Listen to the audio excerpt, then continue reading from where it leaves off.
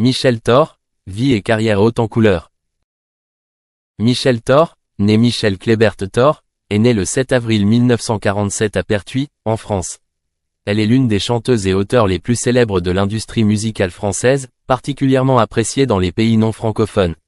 Avec sa voix douce et sa capacité unique à composer des chansons, Michel a laissé une profonde impression dans le cœur des fans au fil des décennies. La carrière musicale de Michel Thor débute dans les années 1960, lorsqu'elle participe à des concours de chant et attire rapidement l'attention du public. Avec des chansons pop et ballades, elle a sorti de nombreux albums à succès et remporté de nombreux prix prestigieux. L'une de ses chansons les plus célèbres est Une femme amoureuse, devenue un symbole de la musique romantique française. Elle n'est pas seulement une chanteuse, mais aussi une artiste aux multiples talents, capable d'écrire des paroles, contribuant ainsi à créer des succès exceptionnels au cours de sa carrière.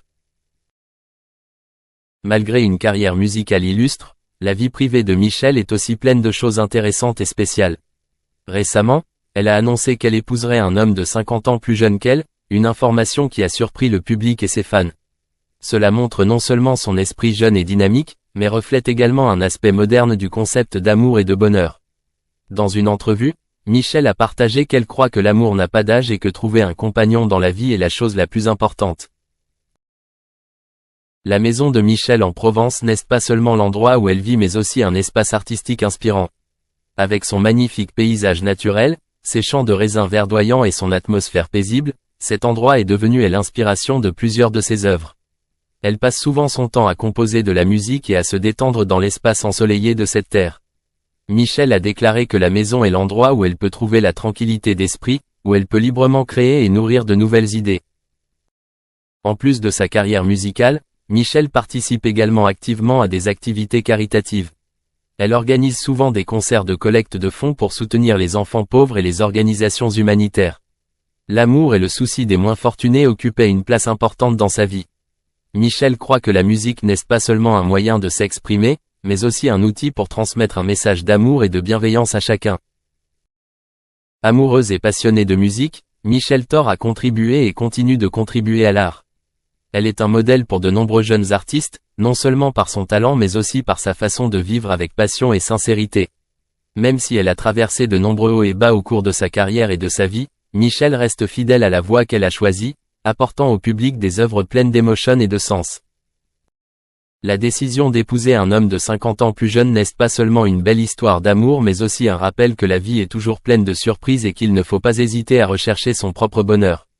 Michel Thor prouve que le véritable amour n'est jamais lié par l'âge ou les préjugés sociaux. C'est une femme forte, confiante et toujours prête à relever de nouveaux défis dans la vie. En repensant au parcours de Michel Thor, d'une jeune fille au grand rêve jusqu'à devenir l'une des meilleures chanteuses françaises, elle n'a cessé de s'efforcer et de se développer. Michel témoigne de votre volonté de suivre votre passion, de vivre pleinement votre vie avec ce que vous aimez et de ne jamais abandonner vos rêves, aussi difficiles soient-ils. Sa carrière est une histoire inspirante pour de nombreuses générations d'artistes et une leçon précieuse sur la persévérance et l'amour dans la vie. 2 ans après le début de leur relation, Michel Thor et Stéphane seraient plus amoureux que jamais. Ce célèbre couple a vécu ensemble de nombreux moments mémorables, des voyages romantiques aux soirées amusantes entre amis. Même s'ils ont surmonté de nombreux défis, l'amour entre eux semble devenir de plus en plus profond, et tous deux n'ont pas peur de se montrer leur affection. Selon des informations exclusives, récemment, l'ambiance de cette relation a pris une nouvelle tonalité, lorsque Michel Thor serait enceinte. Cela a créé des émotions de joie et de nervosité chez eux deux, alors qu'ils se préparent à un nouveau chapitre de leur vie. Devenir parents a rendu leur amour encore plus fort et ils sont tous les deux très enthousiasmés par les bonnes choses à venir. Même si les deux hommes n'ont pas encore écrit la fin de leur merveilleuse histoire, il est clair que leur amour a surmonté toutes les difficultés et tous les défis. Chaque jour qui passe, ils se comprennent de plus en plus, partagent leurs rêves et leurs ambitions et se soutiennent dans les décisions importantes. Ce lien n'est pas simplement un amour romantique mais aussi une amitié profonde où ils peuvent exprimer librement leurs sentiments et partager leurs inquiétudes.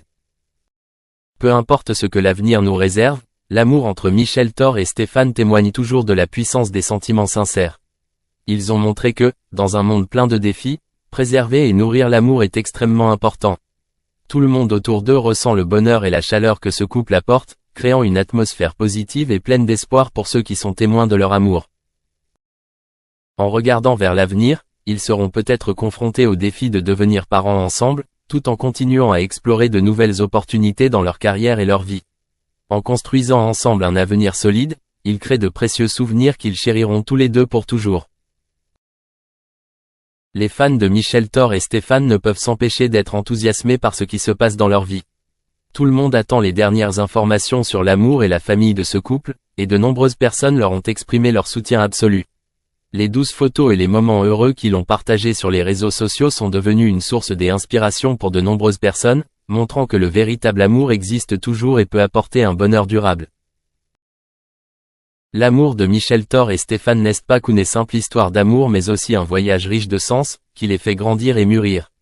Avec le soutien mutuel, ils surmonteront sûrement tous les défis et bâtiront une famille heureuse où l'amour et l'attention mutuelle seront toujours la priorité absolue. Ils continueront à explorer le monde ensemble, à créer des souvenirs mémorables et à renforcer continuellement le lien entre leurs deux cœurs aimants. À 77 ans, Michel Thor, la célèbre chanteuse française, profite des belles années de la vie dans sa jolie maison provençale. Cet endroit n'est pas seulement un espace de vie mais aussi un lieu paisible qui l'aide à nourrir de précieux souvenirs et un nouvel amour dans la vie. La maison est située entre des champs de lavande vibrants et des rangées d'oliviers verts, donnant à Michel une sensation de détente et de proximité avec la nature. Outre le magnifique paysage naturel, Michel est également entouré d'un nouvel amour, qui est comme une bouffée d'air frais qui souffle dans sa vie.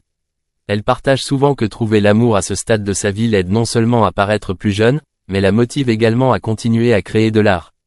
Michel perfectionne constamment son talent de chanteuse et a donné des performances chaleureuses où elle s'est connectée avec ses fans et a ressenti leur amour. Sa maison est un tableau vivant, avec des murs aux couleurs pastel, des meubles méticuleusement décorés et des souvenirs de ses voyages à travers le monde. Chaque coin de la maison contient des histoires et des souvenirs mémorables. Elle passe beaucoup de temps à décorer et à entretenir le jardin, où elle cultive plusieurs de ses plantes et fleurs préférées. Michel organise aussi souvent de petites fêtes, où amis et parents peuvent se réunir, déguster de délicieux plats et partager des rires joyeux. Chaque jour, elle se réveille avec le sourire aux lèvres, ressentant la paix de la vie et la gratitude pour les bonnes choses qui l'entourent. Un nouvel amour n'est pas seulement une relation, mais aussi une source de motivation qui la motive à continuer à vivre pleinement, en profitant de chaque instant de la vie. Michel Thor est non seulement une icône musicale mais aussi un modèle pour les femmes de son âge, démontrant que l'âge n'est pas une barrière à l'amour et au bonheur. Elle partage souvent avec les journalistes que la chose la plus importante dans la vie est de savoir apprécier ce que l'on a et de vivre une vie pleine de sens. Son nouvel amour l'a aidé à raviver sa passion pour le chant et la composition, et elle espère continuer à apporter au public des œuvres musicales émouvantes. Michel n'a pas non plus oublié de souligner que l'amour et la musique sont deux choses indissociables, et que tous deux l'aident à se sentir pleine de vie. L'âme artistique et le cœur plein d'amour, Michel Thor écrit de nouvelles pages du livre de sa vie. De beaux souvenirs de Provence et un nouvel amour seront une source d'inspiration inépuisable pour ses prochains produits musicaux. Elle veut non seulement transmettre ses émotions à travers la musique, mais aussi transmettre à chacun le message que la vie peut toujours recommencer. Qui n'aboutit pas. La fascination croissante de Ringo pour la photographie lui vaut d'être nommé directeur de la photographie du film. En février 1968, Ringo devient le premier Beatle à se produire dans un programme d'un autre artiste sans les autres chanteurs. Il chante en duo avec Cilla Black et Act Naturally lors de son émission télévisée. Apple Records sort de White Album en novembre 1968, qui est influencé par l'expérience récente du groupe avec Maharishi Mahesh Yogi.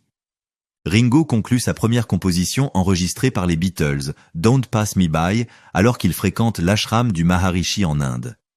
Cependant, il quitte l'ashram au bout de 10 jours en raison d'allergies et de sensibilité à la cuisine locale. Les relations entre les Beatles se sont détériorées pendant la production de l'album blanc. L'approche dictatoriale de McCartney et le comportement passif-agressif de Lennon deviennent fatigants pour Ringo. Ringo se retire momentanément du groupe et part en vacances en Sardaigne à la suite d'une session difficile. Octopus is Garden a été composé pendant cette période.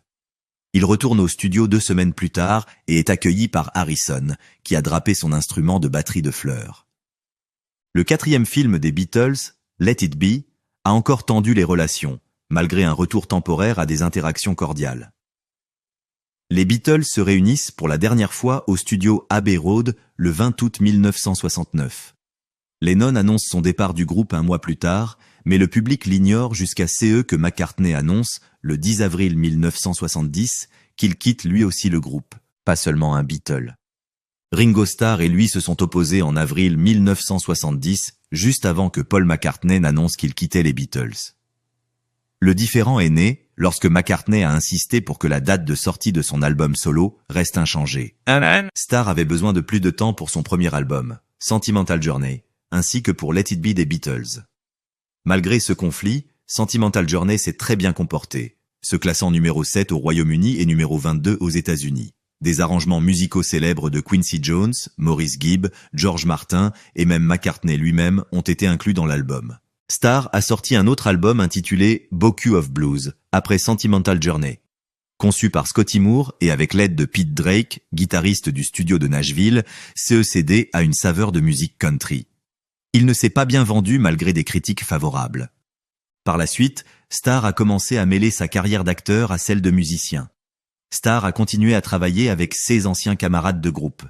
Il joue de la batterie sur les albums John Lennon Plastic Ono Band, 1970, et Yoko Ono or Plastic Ono Band, 1970, de John Lennon. Il a également aidé George Harrison à produire des albums comme All Things Must Pass